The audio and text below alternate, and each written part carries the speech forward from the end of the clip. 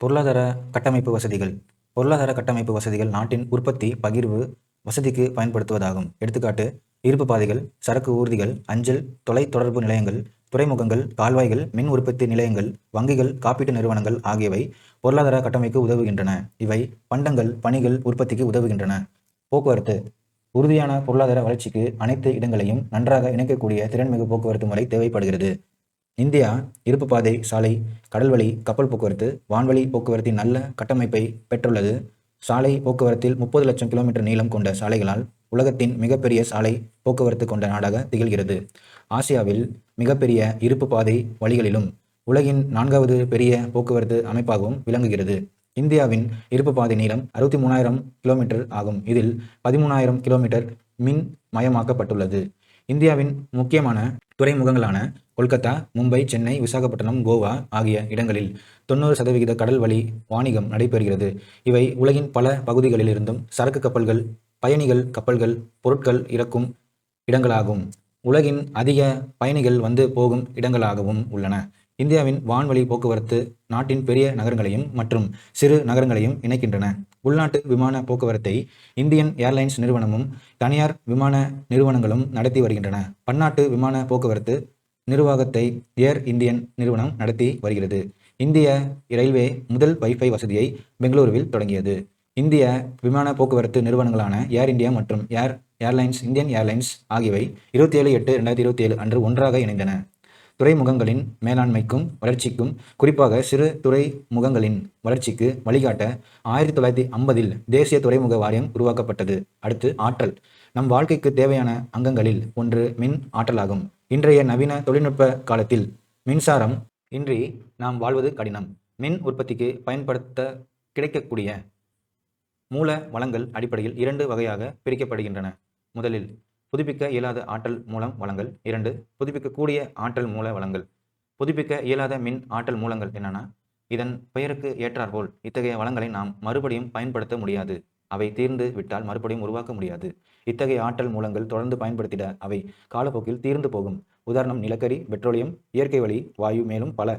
புதுப்பிக்கக்கூடிய ஆற்றல் மூல வளங்கள். இத்தகைய வளங்களை மீண்டும் மீண்டும் பயன்படுத்த இயலும். ஏனென்றால் இத்தகைய வளங்கள் தீர்ந்து போகாதவை. இவை ஏராளமாகவும் முற்று பெறாதவைகளாகவும் இருக்கின்றன. அவை என்னன்னா, சூரிய ஒளியாற்றல், காற்று ஆற்றல், அலைகள் ஆற்றல், புவி வெப்ப ஆற்றல், உயிரி எரிவளி வாயு ஆற்றல். சில புதுப்பிக்கக்கூடிய வளங்களை வழக்கில் இல்லாத ஆற்றல் எனவும் அழைப்பதுண்டு. காரணம், இவ்வளங்கள் கொண்டு முன்காலங்களில் மின் ஆற்றல் உற்பத்தி செய்யப்படவில்லை அல்லது வழக்கத்தில் இல்லை எனலாம். சமூக கட்டமைப்பு. மனித வளங்களை மேம்படுத்துவதும் பொருளாதார வளர்ச்சிக்கு மறைமுகமாக துணை செய்வதுமான அமைப்புகளை சமூக கட்டமைப்புகள் என்கிறோம். இந்த அமைப்புகள் உற்பத்தி மற்றும் பகிர்வுக்கு வெளியே இருக்கின்றன. இந்த சமூக அமைப்புகளின் மேம்பாடு மனித வளங்களின் திறமையையும் உற்பத்தி திறனையும் அதிகரிக்கின்றன. எடுத்துக்காட்டு: பள்ளிகள், கல்லூரிகள், மருத்துவமனைகள், பொது வசதி, இதர குடிமை வசதிகள். குறைவான சமூக அடிப்படை கட்டமைப்பு இந்திய பணியாளர்களின் உற்பத்தி திறன் குறைவாக இருக்க காரணமாக உள்ளது. கல்வி. இந்தியாவில் கல்வி. இந்தியாவில் குருகுல முறையில் பன்னெடுங்காலமாக கல்வி போதிக்கப்பட்டது. தற்போது வளர்ந்து வரும் பொருளாதார தேவைகளுக்கேற்ப இந்திய கல்வி முறை வேகமாக வளர்ந்து வருகிறது. மனிதவள மேம்பாட்டுத்துறை அமைச்சகம் MHRD நம் நாட்டின் கல்வி கொள்கைகளையும் திட்டங்களையும் வகுத்து நடைமுறைப்படுத்தி வருகிறது. இந்திய கல்வி முறை 1976ஆம் ஆண்டு வரை மாநில அரசின் பொறுப்பில் இருந்த கல்வி, அதன் பிறகு மத்திய மாநில அரசுகளின் கூட்டு பொறுப்பில் வந்தது. மத்திய அரசின் மனிதவள மேம்பாட்டுத்துறை கல்விக்கான வரவு செலவுகளை மேற்கொள்கிறது. இந்திய கல்வி முறை அடிப்படையில் 6 நிலைகளை கொண்டுள்ளது. குழந்தை கல்வி, தொடக்க கல்வி, இடைநிலை கல்வி, மேல்நிலை கல்வி, இளம்நிலை பள்ளி பட்டம், இளம்நிலை பட்டம், முதுநிலை பட்டம். இந்திய கல்வி நிறுவனங்கள். இந்திய கல்வி முறை 10ஆம் வகுப்பு, 12ஆம் வகுப்பு முறையை கொண்டுள்ளது. உயர்கல்வியை பொறுத்த அளவில் அரசு, தனியார் கல்வி நிறுவனங்கள் மற்றும் பல்கலைக்கழகங்கள் பல்வேறு படிப்புகளையும் பாடங்களையும் வழங்கி வருகின்றன. பல்கலைக்கழக மானிய குழு UGC சட்டத்தின்படி பல்கலைக்கழகங்களின் தரம் அளவிடப்படுகிறது. கல்வித்துறை என்பது பல்வேறு பள்ளிகள், கல்லூரிகள், பல்கலைக்கழகங்களை உள்ளடக்கியது. இது சமுதாயத்தின் எல்லா பிரிவு மக்களுக்கும் நடுநிலையான கல்வி அளிக்கும் அமைப்பு ஆகும். வரவு செலவு திட்டத்தில் 3% அதாவது GDP நிதி கல்வித்துறைக்கு ஒதுக்கப்பட்டு பெருமளவு நிதி பள்ளிக் கல்விக்கே செலவிடப்படுகிறது.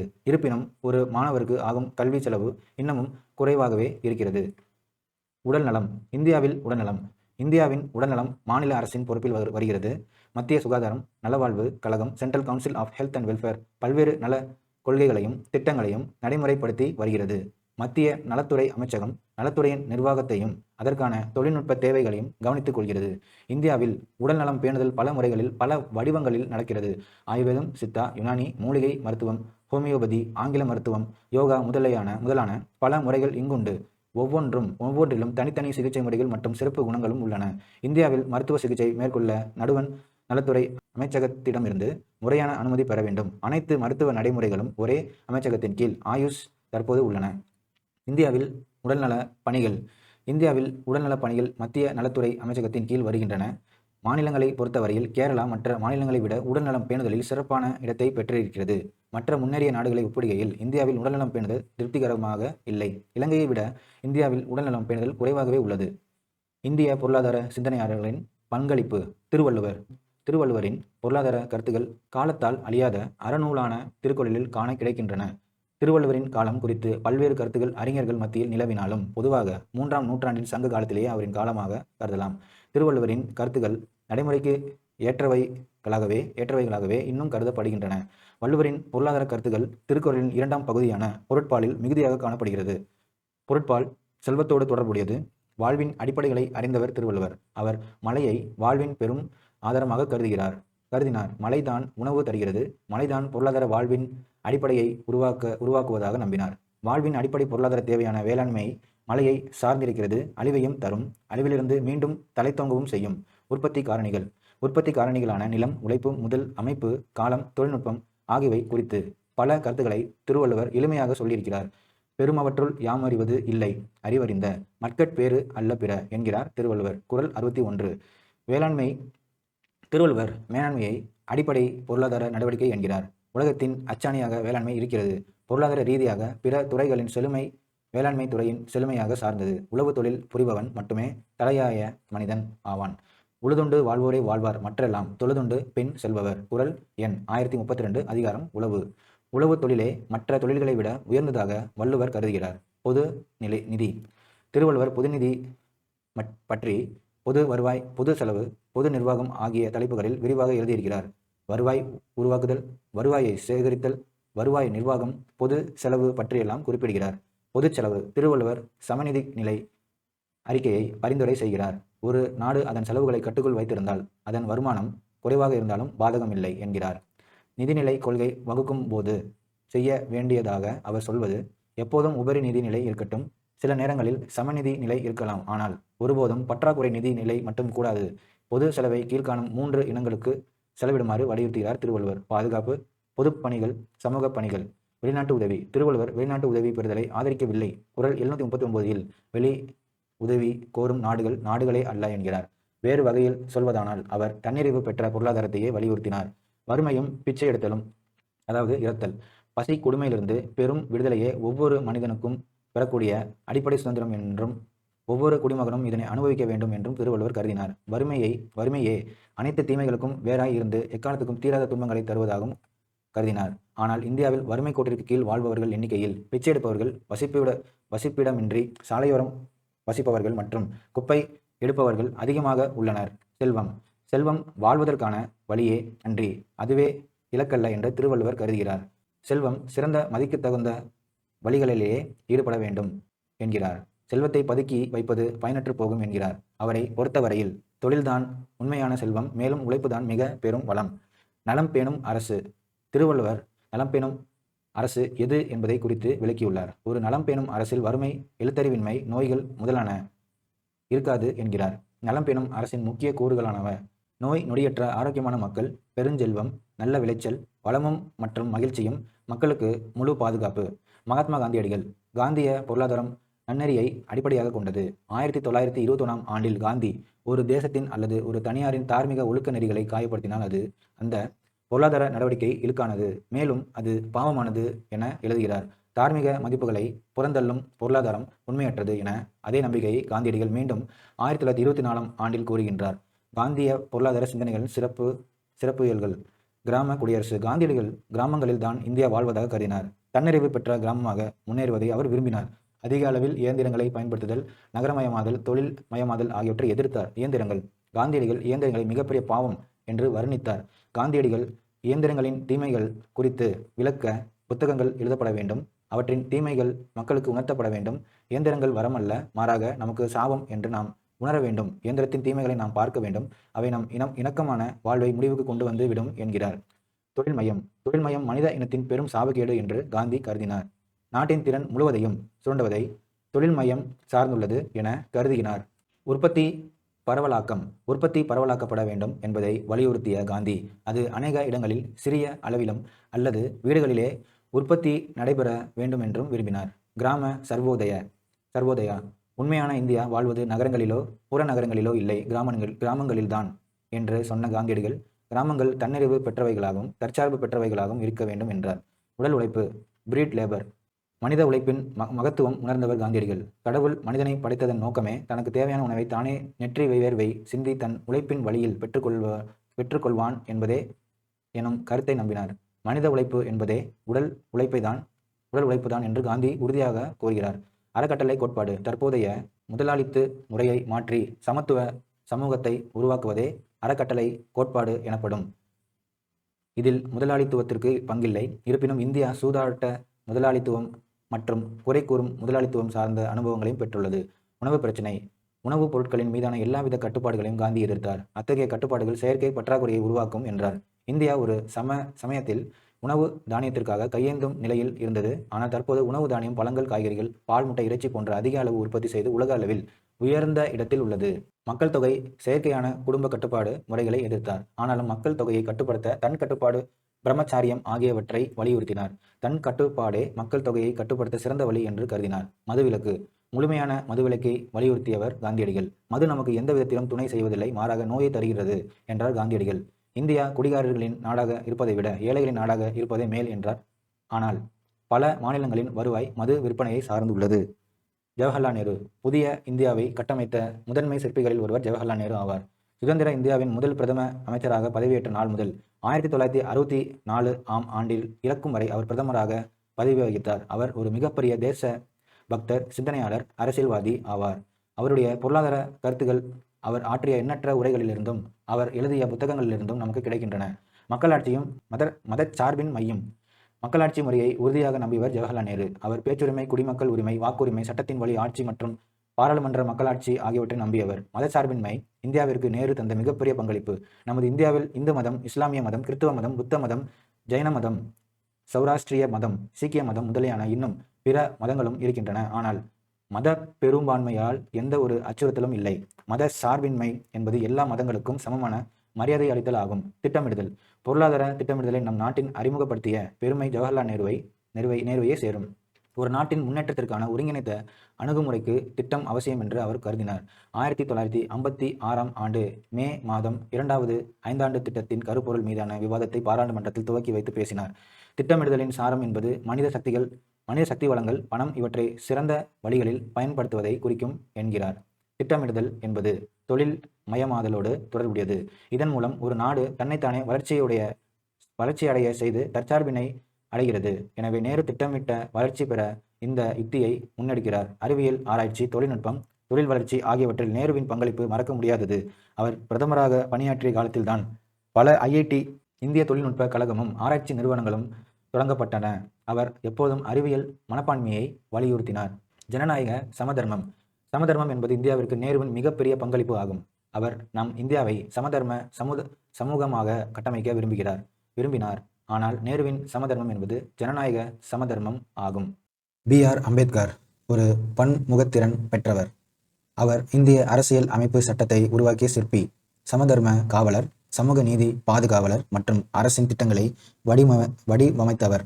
பழங்கால இந்திய வர்த்தகம் 1915ஆம் ஆண்டில் கொலம்பியா பல்கலைக்கழகத்தில் முதுகலை பட்டம் படிப்பிற்காக சமர்ப்பிக்கப்பட்ட ஆய்வு கட்டுரை, இந்தியாவின் தேசிய பங்கீடு பற்றிய வரலாறு மற்றும் பகுப்பாய்வு ஆய்வறிக்கை, முனைவர் பட்டத்திற்காக சமர்ப்பிக்கப்பட்ட ஆய்வு கட்டுரை எனும் 2 நூல்களிலும் அவருடைய பொருளாதார கருத்துக்கள் காணப்படுகின்றன.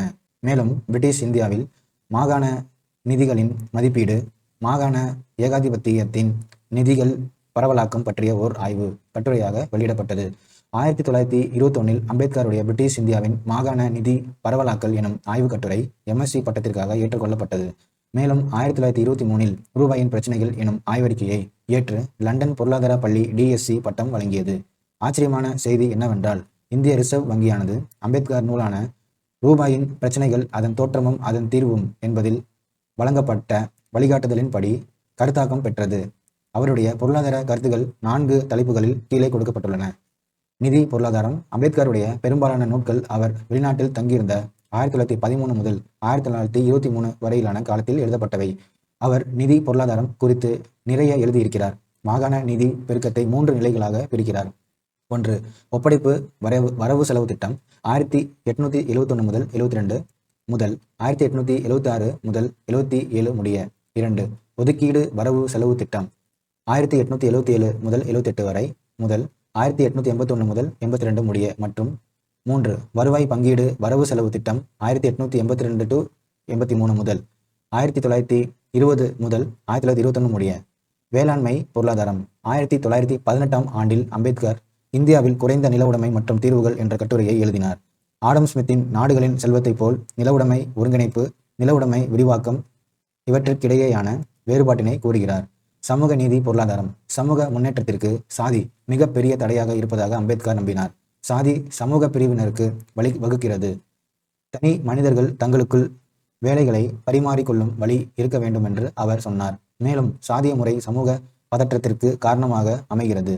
சாதி முறை அரசியல் மக்களாட்சி விடவும் சமூக மக்களாட்சி அமைப்பதில் தோல்வி அடைந்திருக்கிறது என்று அவர் கூறுகிறார். சம தர்ம பொருளாதாரம். அம்பேத்கர் ஒரு சமதர்மவாதி, சமூக நீதியின் பாதுகாவலர். அவர் அனைத்து முக்கியமான தொழில்களையும் நாட்டு உடைமை ஆக்க வேண்டும் என்றும், நிலத்தை அரசே நிர்வகிக்க வேண்டும் என்றும், கூட்டு வேளாண்மை நடத்தப்பட வேண்டும் என்றும் வலியுறுத்தினார். அரசே காப்பீடு வணிகம் செய்ய வேண்டும் என விரும்பினார். அனைத்து மக்களுக்கும் கட்டாயமாக காப்பீட்டு வசதி அளிக்கப்பட வேண்டும் என்று கூறினார். அம்பேத்கர் மிக சிறந்த பொறியியல் அறிஞர் என்பதில் ஐயமில்லை. ஆனால் சட்டம், அரசியல் அவரது அளப்பரிய பங்களிப்புகள் அவருடைய பொருளாதார பங்களிப்பை குறைத்து காட்டிவிட்டன. எல்லாவற்றிற்கும் மேலாக அவர் மிக சிறந்த சமூக சீர்திருத்தவாதி ஆவார். அடுத்து ஜே.சி. குமரப்பா. ஜோசப் செல்லத்துரை குமரப்பா தமிழ்நாட்டின் தஞ்சாவூரில் 1892ஆம் ஆண்டில் ஜனவரி 4ஆம் நாளில் பிறந்தார். கிராம பொருளாதார முன்னேற்ற கொள்கைகளின் முன்னோடியாக அறியப்படுகின்ற குமரப்பா அவரது அனைத்து பொருளாதார கருத்துக்களையும் காந்தியம் என்பதன் அடிப்படையிலேயே அமைத்து கொண்டார். மேலும் காந்திய பொருளாதாரம் என்ற கருத்தையே அவர் உருவாக்கினார்.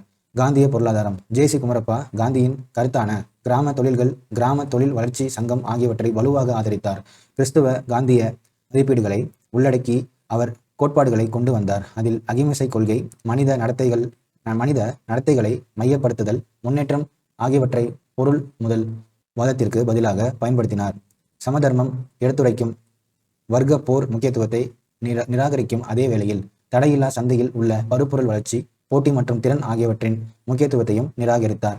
காந்தியும் குமரப்பாவும் மனிதனின் பொருளாதார தேவைகளை நிறைவேற்ற வேண்டுமானால் சமூக பொருளாதார பிரச்சனைகள், வேலையின்மை, வறுமை மற்றும் ஆதரவற்ற நிலை ஆகியவற்றை களைய வேண்டும் என்று கூறுகின்றனர். குமரப்பா உப்பு சத்தியாகிரகத்தின் போது யங் இந்தியா பத்திரிகையில் பணியாற்றி கொண்டே அகமதாபாத்தில் உள்ள குஜராத் வித்யாபீடத்தில் பொருளாதார பேராசிரியராகவும் பணியாற்றி வந்தார். அனைத்திந்திய கிராம தொழில் கழகத்தை 1935ஆம் ஆண்டில் தோற்றுவித்தார். வெள்ளையனே வெளியேறு இயக்கத்தின் போது ஓராண்டிற்கும் மேல் சிறையில் அடைக்கப்பட்டார். சிறையில் இருந்தபோது நிலைத்த பொருளாதாரம், இயேசுவின் பலி முறைகள் 1945, கிறிஸ்துவம் அதன் பொருளாதாரமும் வாழ்க்கை முறையும் 1945 ஆகிய புத்தகங்களை எழுதினார். காந்தியை பின்பற்றுபவர்கள் சுற்றுப்புற சூழலியல் குறித்து நிறைய கோட்பாடுகளை உருவாக்கினர். குமரப்பா 1930 முதல் 40 வரை ஆண்டுகளுக்கிடையே இது குறித்து நிறைய புத்தகங்களை எழுதினார். வரலாற்று ஆய்வாளர் ராமச்சந்திர குஹா அவர்கள் குமரப்பாவை பச்சை காந்தி என்று அழைத்து சிறப்பிக்கிறார். இந்தியாவின் சுற்றுச்சூழலியல் குறித்து அடித்தளமிட்டதால் இவ்வாறு அழைக்கப்படுகிறார்.